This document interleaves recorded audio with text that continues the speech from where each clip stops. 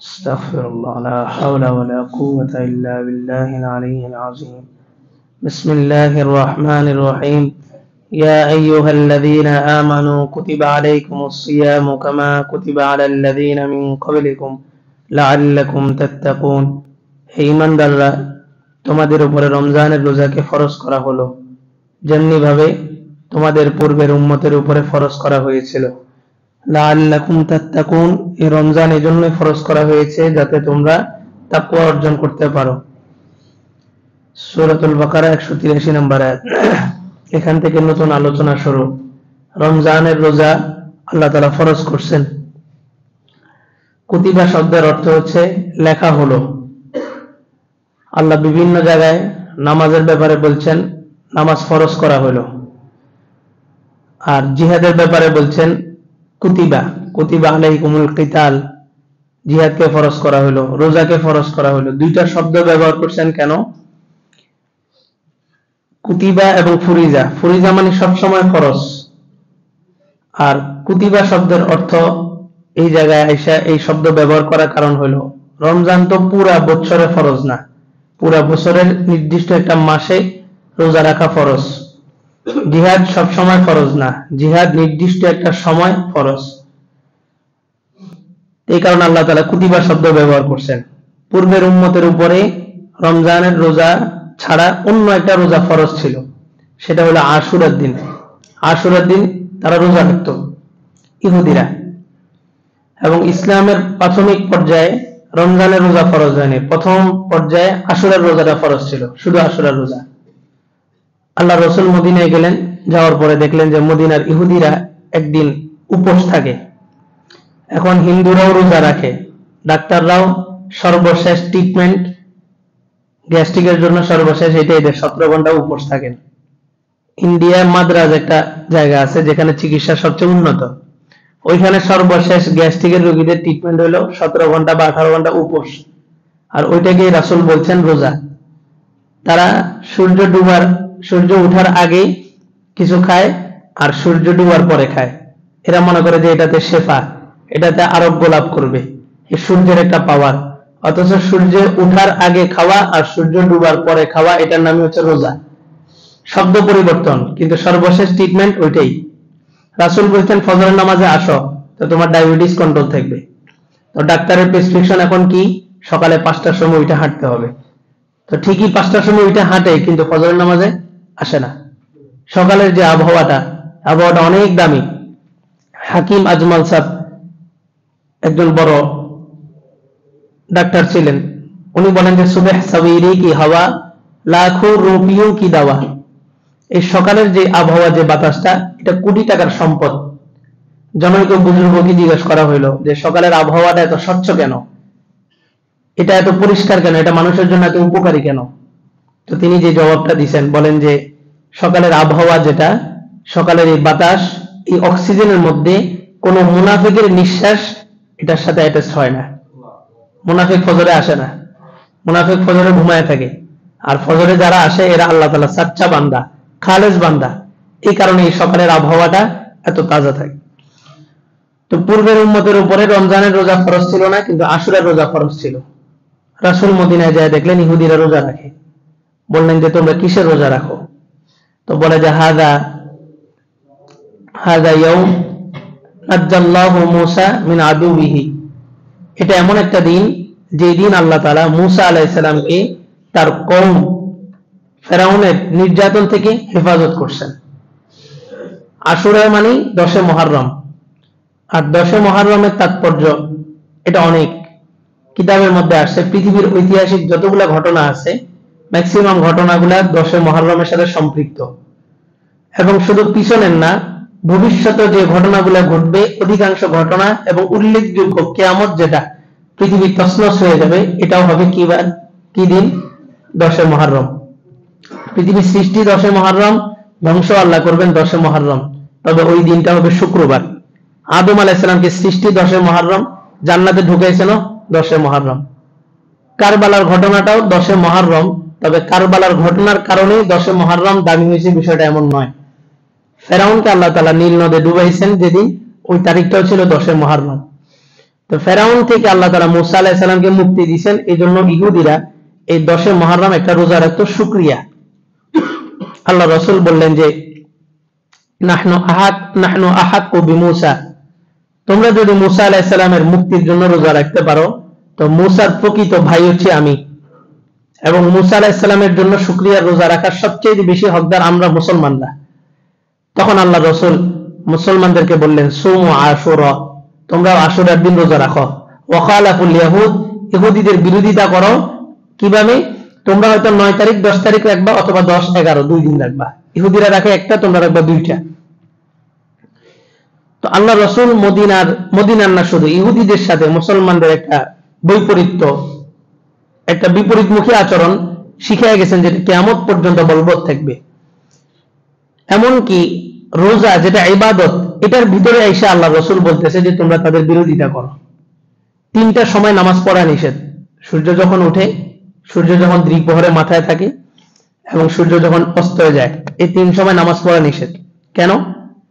অগ্নি পূজক যারা আগুনকে পূজা করে, তারা এই সূর্য যখন উঠে এবং সূর্য যখন মাথার উপরে থাকে, যখন ডুবে, এই 3টা সময় তারা সূর্যের পূজা করে।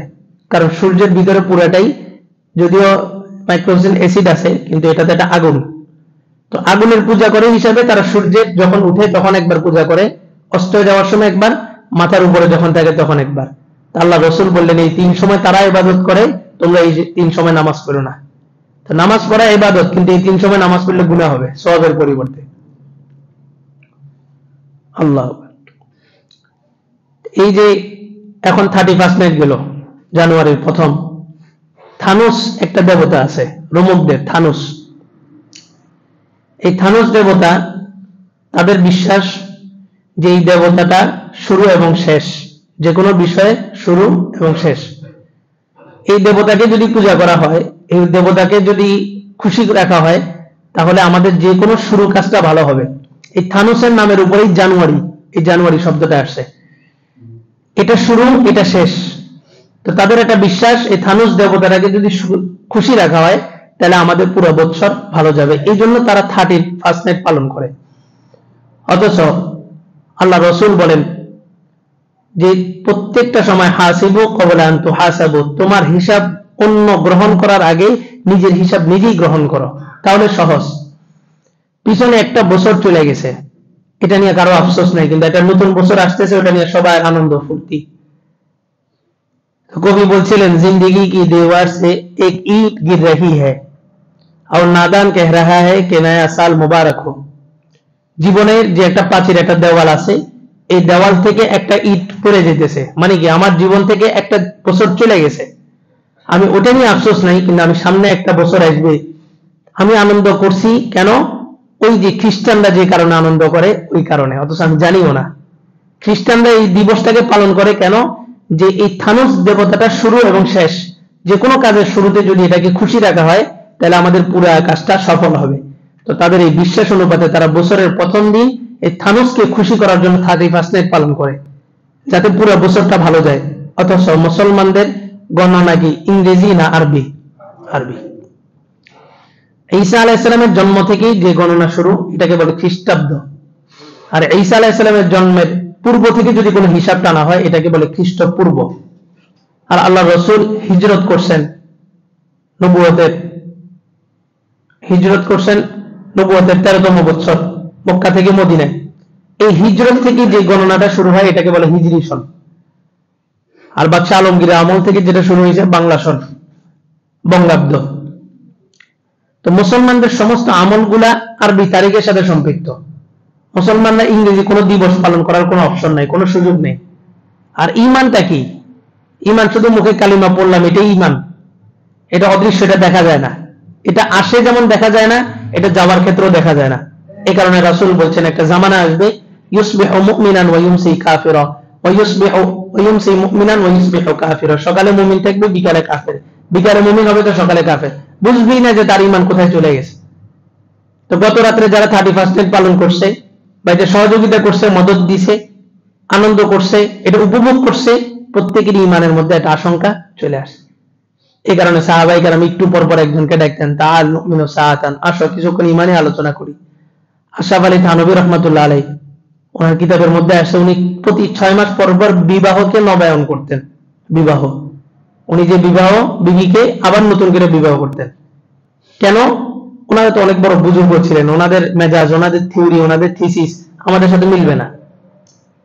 শরীয়তের একটা মাসালা হলো, কোন কারণে যদি কারো ঈমান চলে যায়, কোন কারণে যদি কারো ঈমান চলে যায়, যাই না শুনে একটা কুফরি কালাম করছে, যাই না শুনে আল্লাহর ইসলামের বিধানের কোন একটা বিধানকে তুচ্ছ তাচ্ছিল্য করছে, সাথে সাথে সে কাফের হয়ে যাবে। আর যেই ব্যক্তি ঈমান আনার পর কাফের হয়ে যায়, বেঈমান হয়ে যায়, ঈমান চলে যায়, তার বিবি অটো তালাক হয়ে যায়। কথার কথা, দৃষ্টান্ত বুঝার জন্য, আমি মুসলমান হিসেবেই আমার বিবিকে আমি বিবাহ করছি। এখন শরীয়তের যে কোনো একটা মাসালা, এটা মেসওয়াক হতে পারে ছোট থেকে ছোট, আমি বললাম যে মেসওয়াক অনর্থক জিনিস, অযথা জিনিস, এটার কোনো কাজ নেই।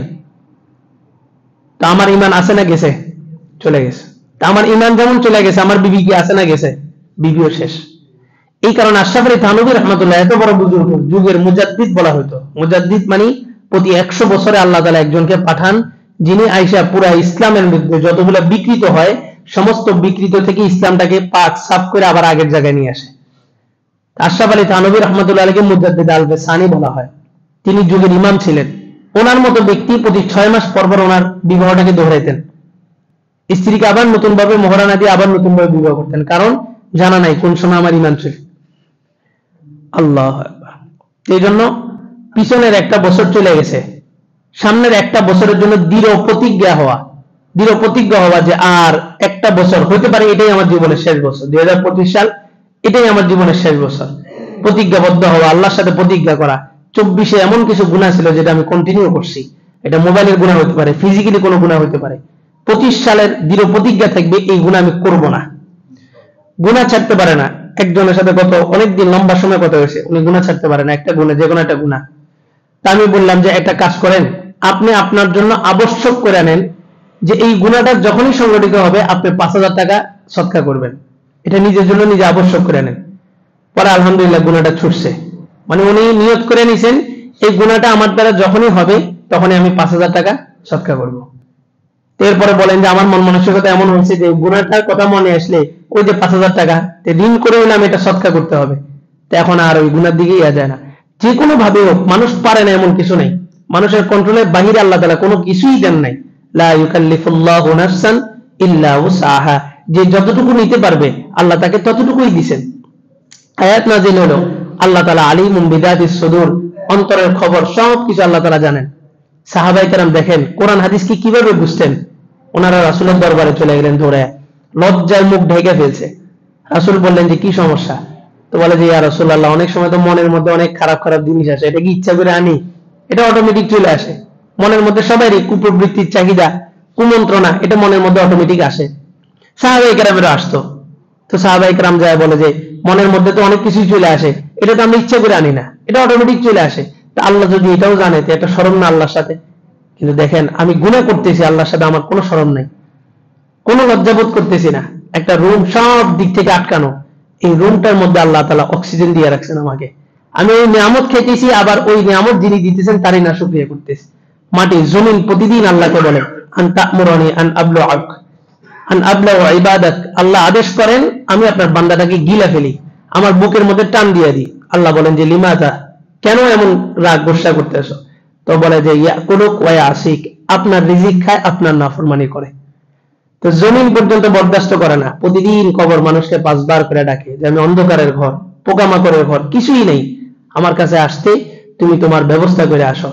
বুজুর্গরা এখন তো 40 দিন করলে তাবলীগে 40 দিন, বুঝেন আপনারা, 40 বুজুর্গরা এই 40 আবিষ্কার করছেন। যে বুজুর্গ, এই বুজুর্গ আমাদের রশিদিয়া হযরত মুফতি ফয়জুল্লাহ শাহ হুজুর 27 তারিখ রমজানের 27 তারিখ এখানে আলোচনা করছিলেন।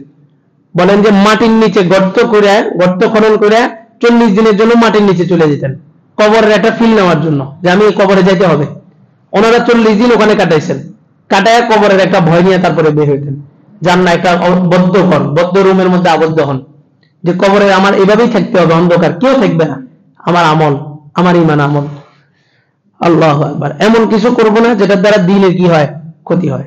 একটা নেকির কাজ যদি আমি চালু করে যাই তো কিয়ামত পর্যন্ত যত মানুষ এই কাজটা করবে, আদাল্লু আলাল খায়রি কাফাইলিহি, হাদিসের মধ্যে আসছে যে ভালো পথে রাস্তা দেখাবে সে ভালো সব পাইতে থাকবে।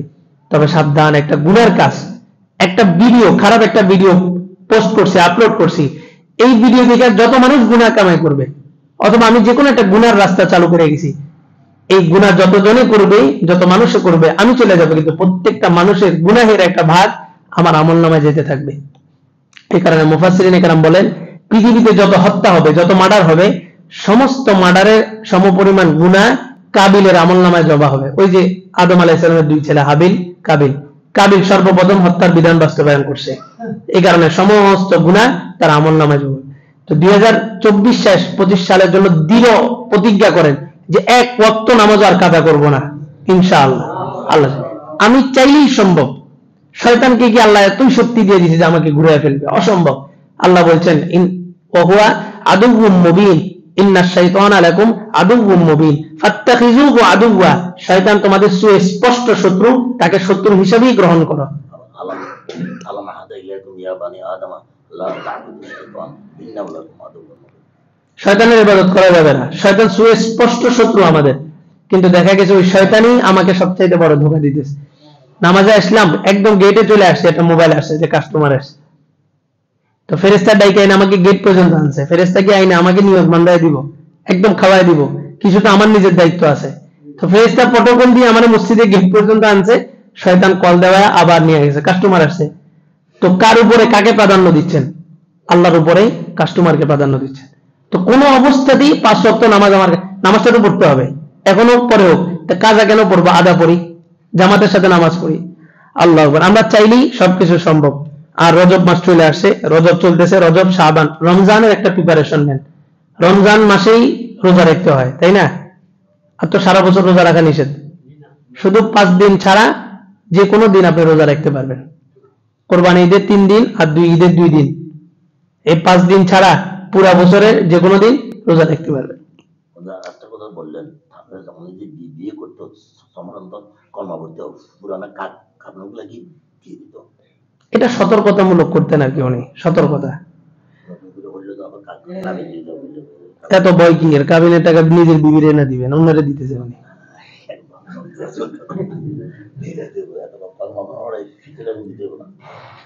অনেকে ওই প্রথম রাতে মাপ চায়, আবার অনেকে আছে কাবিন একদম মুখ পর্যন্ত ঘুরায় দিবে দিবে দিবে দিবে। এটা হচ্ছে নারীর হক, দিয়ে দেওয়া।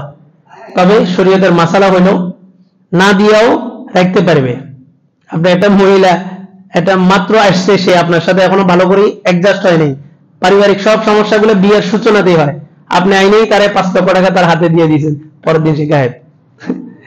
এই জন্য আস্তে আস্তে দিতে পারবেন, শরীয়তের বিধান আছে, মরণ পর্যন্ত এটা দিতে পারবে। তবে এটা দিতেই হবে, এটা নারীর হক, এটা দিতে হবে, কোনো অবস্থাতে মাপ নেই। মারা গেল, তাহলে তার সাথে সম্পর্ক যেটা অবৈধ। কে মারা গেল? স্বামী? স্বামী বিপদে দেয় নাই না, মারা গেলে স্বামীর সম্পত্তি থেকে দেওয়া হবে, পাওনা শোধ করবে, ঋণ শোধ করবে। এটা তো ঋণ, বিবিকে যে মহারানা ধার্য করা হয়, এটা হচ্ছে ঋণ, এটা দিতে হবে। আপনি দিচ্ছেননি, তো টেনশন বেশি। আল্লাহ। তো রমজান আসতেছে সামনে, তো আল্লাহ রসুল 6 মাস আগ থেকেই রমজানের প্রস্তুতি দিতেন, আর রজব মাস আসলে কোমর বেঁধে ফেলতেন। রমজান আসতেছে, রমজান, সেই জন্য 2025 সাল মানুষ ভিন্ন নিয়ত করবে, এক একজন এক এক প্ল্যান সাজাইছে, ব্যবসা, এটা করবো এটা করবো। 24 সালে এটা হয় নাই, 25 সালে আমার এটা হবে। আমরা কি করব? আমরা আখেরাত গুছাবো, আমাদের টার্গেট থাকবে আখেরাত। 24 সালে আমি আখেরাত কামাইতেই পারি নাই, 25 সাল এটা আমার সুবর্ণ একটা সুযোগ, এটা আমি আখেরাত কামাবো, আখেরাতের জন্য বরাদ্দ। আর আল্লাহ কি বলেন? মান কানা ইউরিদু হারসাল আখিরাহ নাজিদ লাহু ফি হারসি, যে আখেরাতের তালাশ করে, আখেরাতের সন্ধান করে, আমি তার রিজিক, আমি তার ফসলের মধ্যে বরকত দান করি। ওমান কানা ইউরিদু হারসাদ দুনিয়া নুতিহি মিনহা, আর যে ব্যক্তি দুনিয়া চায়, আমি তাকে দুনিয়া থেকে যত সামান্যই দান করি, যেটা তার জন্য লেখা আছে ওইটাই দান করি। তবে দুনিয়া চাওয়ার কারণে ওমা লাহু ফিল আখিরাতি মিন নাসিব, আখিরাতে তার কোনো অংশই থাকে না। এই জন্য দুনিয়া তালাশ করতে যায় আখিরাত যেন নষ্ট না হয়। সবকিছুর মধ্যে অফার থাকে। ক্রিকেট খেলে না, সেখানে 6টা বল থাকে, একটা নষ্ট করলে ওভারে আরো 5টা বল আছে, কিন্তু জীবন কিন্তু একটা, এটা শেষ হলে শেষ। সারা জীবন আমল করছেন, একটা থিওরি বলতেছি, মানে গুনাহ ছাড়ার একটা ফর্মুলা। সারা জীবন কত আমল করছেন না, রোজা, হজ, কত কিছু করছেন। আপনি শুধু গুনাহ করার আগে একটু ভাবেন যে এই যে গুনাহটা করতেছে, যে চুরি অথবা জেনা অথবা কারো ব্যাপারে গীবত অথবা কোনো একটা ইসলাম বিরোধী কোনো একটা কাজ করতেছি, শুধু একটু ভাবেন যে আমার এই সময় যদি মরণ আসে আমার ঠিকানা কোথায়? জাহান্নাম। আমি সারা জীবন কিন্তু নামাজ পড়ছি, সারা জীবন রোজা রাখছি, সারা জীবন ইসলামের সব বিধানগুলো পালন করছি, কিন্তু এই যে গুনার কাজটা করতেছি, এই যে একজনের নামে গীবত করলাম, তার কাছে মাপ চাওয়ার আগেই যদি আমার মৃত্যুবরণ হয়, এই যে একজনের হক নষ্ট করতেছি, বোনের হক নষ্ট করতেছি, এই যে তার হকটা দেওয়ার আগেই যদি আমার মৃত্যুবরণ হয়, আল্লাহ আকবার। এই জিনিসটা মনের মধ্যে আনলে তো দেখবেন গুনাহ ছাড়া সহজ। 5 মিনিটের একটা খায়সাত। চুরি কতটুকু? একজনের সম্পত্তি যে নিছেন চুরি করে, এটা কতটুকু? এই যে এতটুকু, সর্বোচ্চ 2 ইঞ্চি জায়গা। খানা এখান দিয়ে নামলে তো সব সমান, বিরিয়ানি খান, ডাল খান, ভাত খান, যেটাই খান, এতটুকুই তো। এই শুধু জিহ্বার 4 আঙ্গুল, জিহ্বার স্বাদের কারণে মানুষ হালালকে হারাম করতেছে, হারামকে হালাল করতেছে, শুধু 4 আঙ্গুলের স্বাদ। এতটুকু কোরবানি করা যাবে না? এই 4 আঙ্গুলের জায়গাটা কোরবানি করা যাবে না? এটা কোনো বিষয় না। ঘুম তো আসবে, মাটির ঘরে ঘুমান আর এসির ঘরে ঘুমান, ঘুম তো হবেই। বলে যে এক বাদশা ঘোষণা দিছে, 1 ঘন্টা সময় যে যেটা নিবে আমার প্রাসাদে, সে ওটার মালিক হয়ে যাবে।